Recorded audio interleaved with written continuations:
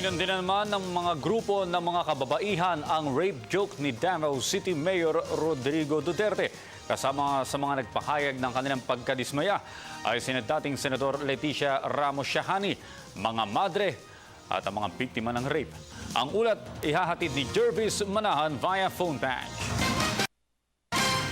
Maraming salamat, Ori. Sabay-sabay na kinundina ng isang grupo ng mga kababaihan ang sinabi na rape joke ni Davao City Mayor Rodrigo Duterte. Kamakailan nga ay kumalat sa social media ang sinabi ni Duterte tungkol sa isang Australian missionary na si Jacqueline Hamel na ginahasa na dapat daw mayor sana ang nauna.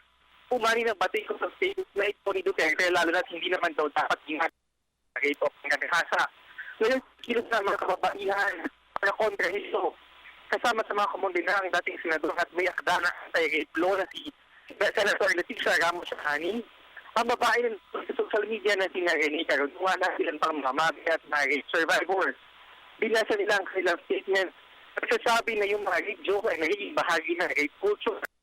Huwag itahas ang paglabag sa karapatan ng mga kababaihan. Dapat daw ay igalang ang mga kababaihan. Ngayong umaga ay nag-sorry na si Mayor Duterte. Hindi daw nila ito tinatanggap ang apology dahil hindi naman daw ito sincere. Yung statement nila, Audrey, ay sinusuporta ng higit na lang sa women's groups. Black na rin daw silang magsampa ng kriminal si Mayor Duterte. Bukas ay nakatakda na silang magsampa ng reklamo sa Commission on Human Rights. Muli, nila ay hindi dapat manalo si Duterte dahil sa kanyang mga pronouncements na anti-women o labag sa dignidad ng mga kababaihan. Mula dito sa Quezon City, Jervis Manahan para sa Telebisyon ng Bayan.